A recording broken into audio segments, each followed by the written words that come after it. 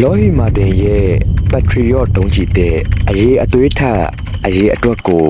ဦးစားပေးလိုက်ပြီလား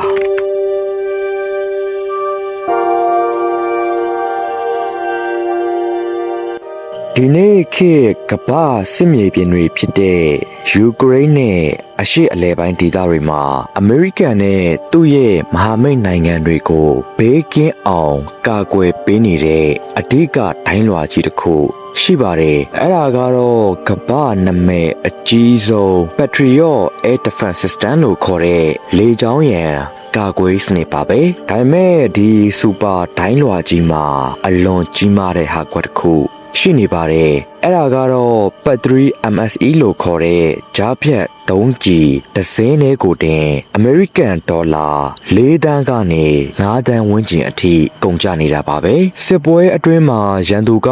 ဒေါ်လာတောင်းကနန်းပဲတန်တဲ့ဒရုန်းတွေဒုံးကျည်အပေါ်စားတွေကိုအစုလိုက်အပြုံလိုက်ပစ်ခတ်လာတဲ့အခါအမေရိကန်ဟာဒေါ်လာတန်ပေါင်းများစွာတန်တဲ့ပတ်ထရီယော့ဒုံးကျည်တွေကိုအမြောက်အများအသုံးပြုခဲ့ရပါတယ်ဒီလိုနဲ့ပတ်ထရီယော့ဒုံးကျည်တွေဟာစက်ရုံကထုတ်ပေးနိုင်တာထက်ပိုမိုမြန်ဆန်စွာကုန်ဆုံးသွားခဲ့ပြီးအမေရိကန်ရဲ့လက်နက်တိုက်တွေကိုအကျက်ရိုက်စေခဲ့ပါတယ်ဒီအကျက်အတဲကိုဖြည့်ရှင်းဖို့အတွက်လော်ဟီမာတင်ကုမ္ပဏီကြီးကပတ်3 ACE ဆိုတဲ့ဒုံးကျည်တစ်ကိုမိတ်ဆက်လိုက်ပါတယ်ဒီနေရာမှာမေးခွန်းကြီးတစ်ခုထွက်ပေါ်လာပါတယ်အမေရိကန်ဟာပတ်ထရီယော့စနစ်ရဲ့အရေးအသွေးထက်စက်ရုံကနေအမြောက်အများထုတ်ပေးနိုင်မဲ့အရေးအတွက်ကိုပိုပြီးဦးစားပေးလာတာလားဒီဒုံးကျည်တစ်ဟာ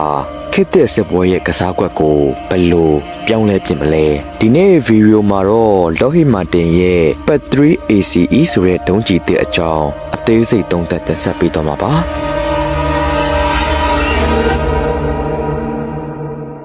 ပတ်3 ACE ဆိုတာပါလေနီးပညာထက်ကုန်ထုတ်လုပ်မှုကိုပြင်ဆင်ခြင်းပုံမှန်အားဖြင့်စစ်ပတ်သုံးလက်နက်တစ်အစင်ထွက်လာရင်ဒီဒုံးကျည်က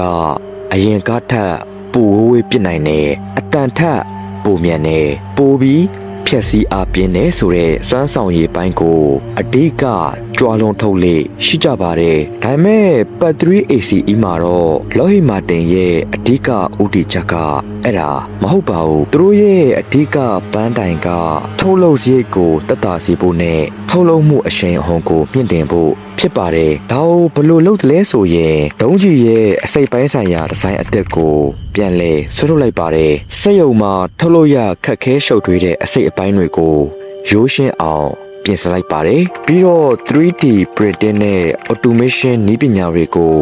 အပြည့်အဝအသုံးပြုပြီးထုတ်လုပ်ရတာလွယ်ကူသွားအောင်ဖန်တီးလိုက်တာပါဆိုလိုတာကတော့ဒုံးကျည်ရဲ့အခြေခံကြားဖြတ်ဖြတ်စည်းနိုင်စွမ်းကိုမထိခိုက်စေပဲဒေါ်လာတန်းကနန်းအလဟတာကုန်ကျနေတာတွေကိုဖျက်တောက်ပြီးစက်ရုံကနေအရေးအတွက်များမြန်ဆန်ထွက်လာနိုင်အောင်လှုံ့ဆော်လိုက်တာဖြစ်ပါတယ်အရေးအသွေးထက်အရေးအတွက်ကိုဦးစားပေးလာတာလားဒါဆိုရင်အဓိကမေးခွန်းကိုရောက်လာပါပြီအမေရိကန်ဟာပတ်ထရီယော့ရဲ့အရေးအသွေးထက်အရေးအတွက်ကိုအမှန်တကယ်ဦးစားပေးလာတာလားအဖြေကိုတူတူပြောရရင်တော့ဟုတ်ပါတယ်ဒါပေမဲ့ဒါက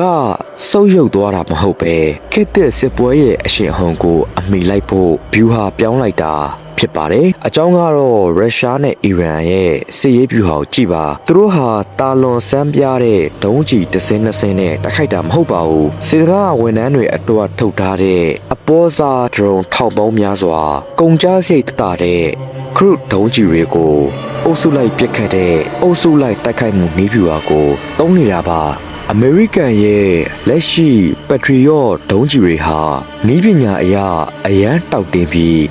100% နီးပါးတိကျပေမဲ့စက်ရုံကနေတစ်နှစ်မှဒုံးကျည်အစင်900နီးပါးပဲထုတ်နိုင်ပါတယ်ရန်သူက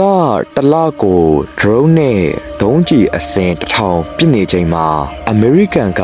10စင်းပဲထုတ်နိုင်ရင်ဘလောက်ပဲနီးပညာမြင့်စစ်ပွဲမှာရှုံးနေမှာဖြစ်ပါတယ်။ဒါကြောင့်ခေတ်သစ်စစ်ပွဲရဲ့မဟာဗျူဟာမြောက်သင်ခန်းစာအရအမေရိကန်ဟာ100% ပြည့်ဝတဲ့စူပါဒုံးကျည်တစ်စင်းအထူးထုတ်လုပ်တာထက်85% ပြည့်ဝပြီးစက်ရုံကနေအစင်း1000မကအမြန်ထုတ်ပေးနိုင်မဲ့အမြောက်အများထုတ်လုပ်မှုစနစ်စီကို ဦးတည်လိုက်ရတာဖြစ်ပါတယ်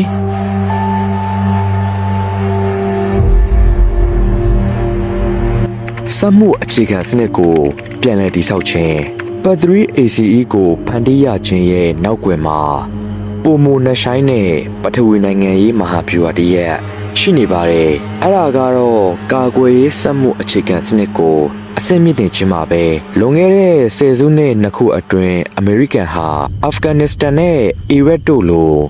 အကြမ်းဖက်နှိမ်နင်းရေးတွေမှာပဲအယုံစိုက်ခဲ့တာကြောင့်လက်နက်အမြောက်အများထုတ်လုပ်နိုင်တဲ့စစ်ရန်တရားကြီးတွေဟာအိမ်မောကျသွားခဲ့ပါတယ်။ဒါပေမဲ့ယူကရိန်းစစ်ပွဲပောက်ကွဲသွားချိန်မှာတော့အမေရိကန်ရဲ့လက်နက်ထောက်ပံ့ရေးခွင့်စာဟာပမာဏအမြောက်အများထုတ်ပေးနိုင်စွမ်းမရှိတော့တာကိုလက်တွေ့မြင်တွေ့လိုက်ရပါတယ်အထူးသဖြင့်ပစိဖိတ်ဒေသမှာတရုတ်နိုင်ငံနဲ့ဖြစ်လာနိုင်တဲ့အကြီးစားစစ်ပွဲအတွက်အမေရိကန်ဟာစိုးရိမ်နေပါတယ်တရုတ်ဟာစက်မှုအင်အားကြီးနိုင်ငံဖြစ်တာကြောင့်စစ်ပွဲဖြစ်ရင်ဒုံးကျည်နဲ့ရေတပ်သင်္ဘောတွေကိုအမြောက်အများခေါက်ရိုးကျထုတ်လုပ်နိုင်စွမ်းရှိပါတယ်ဒါကြောင့်လော်ဟီမာတင်ရဲ့ပတ်3 ACE စီမံကိန်းဟာပတ်ထရီရော့ဒုံးကျည်အသစ်တစ်စင်းထုတ်တာတင်မဟုတ်ပဲကုန်ကျစရိတ်နည်းအောင်လုပ်ခြင်းထုတ်လုပ်ချိန်လျှော့ချခြင်းအမြောက်အများထုတ်လုပ်နိုင်ခြင်းနဲ့စစ်မြေပြင်စီလှည့်မြန်စွာအစားထိုးဖြစ်တင်းနိုင်ခြင်းဆိုတဲ့စစ်တွင်းစီးပွားရေးပုံစံစီပြန်လည်ကူးပြောင်းဖို့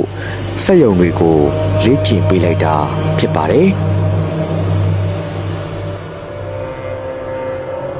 ခေတ်သစ်စစ်ပွဲရဲ့ချိန်ခွင်လျာပြောင်းလဲမှုနေကုန်းချုံအနေနဲ့သုံးသပ်ရရင်တော့လော်ဟီမာတွင်ရဲ့ပတ်3 ACE ဟာပတ်ထရီရော့မိသားစုတဲကိုဒုံးကျည်အသစ်တစ်စင်းထပ်ပြလိုက်တာမဟုတ်ပါဘူးခေတ်သစ်စစ်ပွဲတွေမှာအနိုင်အရှုံးဆိုတာဤပညာတစ်ခုတည်းပေါ်မှာမမူတည်တော့ပဲစက်ရုံတွေရဲ့ထုတ်လုပ်နိုင်စွမ်းအမြန်နှုန်းပေါ်မှာပါမူတည်တယ်ဆိုတာကိုအမေရိကန်က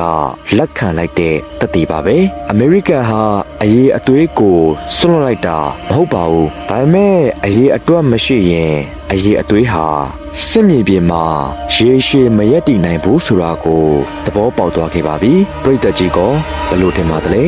အမေရိကန်ရဲ့ဒီလိုအရေးအတွက်နဲ့စက်ရုံထုတ်လုပ်မှုစွမ်းအားကိုဦးစားပေးလာတဲ့နည်းဗျူဟာကတရုတ်နဲ့ရုရှားတို့ရဲ့ drone နဲ့ဒုံးကျည်အရေးအတွက်အသာစီးရယူမှုကိုတကယ်ပဲရှင်းပြနိုင်ပါမလား comment မှာဆွေးနွေးပေးခဲ့ကြပါဦးခင်ဗျာ